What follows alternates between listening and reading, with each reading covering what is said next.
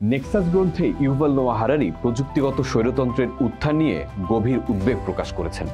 তিনি দেখিয়েছেন কিভাবে তথ্য নেটওয়ার্ক ও কৃত্রিম বুদ্ধিমত্তা কেন্দ্রীভূত ক্ষমতার হাতে এক অকল্পনীয় নজরদারির হাতিয়ার তুলে দিতে পারে। বিংশ শতাব্দীর স্বৈরাচারী শাসকরা জনগণের ওপর নজর চালাতো গুপ্ত পুলিশ বা চরদের মাধ্যমে, কিন্তু একবিংশ শতাব্দীতে ডিজিটাল ফুটপ্রিন্ট, বায়োমেট্রিক ডেটা এবং সার্বক্ষণিক সংযুক্তির মাধ্যমে রাষ্ট্র প্রতিটি নাগরিকের প্রতিটি পদক্ষেপ অনুসরণ করতে সক্ষম। হারারি একে ডিজিটাল ডিকটেটরশিপ বা অ্যালগোরিদমিক গভর্নেন্সের বিপদ হিসেবে বর্ণনা করেছেন, যেখানে মানুষের আচরণ শুধু পর্যবেক্ষণই করা যায় না, বরং সূক্ষ্মভাবে নিয়ন্ত্রণ ও পরিবর্তন করার চেষ্টাও করা যায়।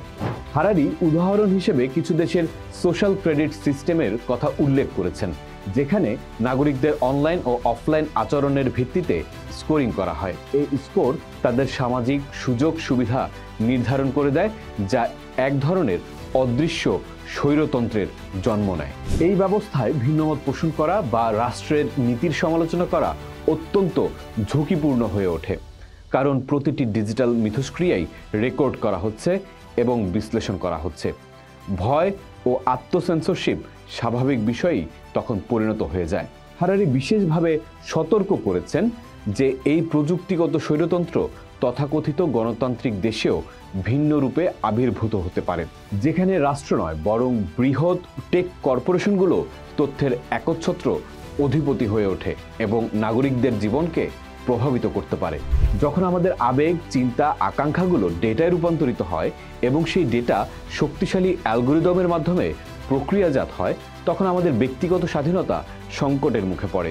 কে এই ডেটা নিয়ন্ত্রণ করছে সেটাই মুখ্য প্রশ্ন হয়ে দাঁড়ায়। হারারির মতে এই প্রবণতা রোধ করতে হলে ডেটার মালিকানায় ব্যক্তির হাতে ফিরিয়ে দিতে হবে এবং অ্যালগোরিদমের স্বচ্ছতা ও জবাবদিহিতা নিশ্চিত করতে হবে।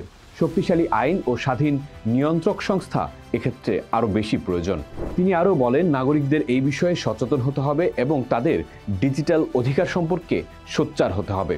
ব্যক্তিগত গোপনীয়তা এখন কোনো বিলাসিতা নয়, এটি একটি মৌলিক মানবাধিকার। নেক্সাস আমাদের এই কঠিন সত্যের মুখোমুখি করে। তথ্য প্রযুক্তি যেমন আমাদের মুক্তি দিতে পারে, তেমনি এটি আমাদের শৃঙ্খলিতও করতে পারে। কোন পথে আমরা হাঁটব সেই সিদ্ধান্ত আমাদেরই নিতে হবে। পোস্ট দেখুন, ভাবুন, করুন, থাকুন পোস্টের সাথেই।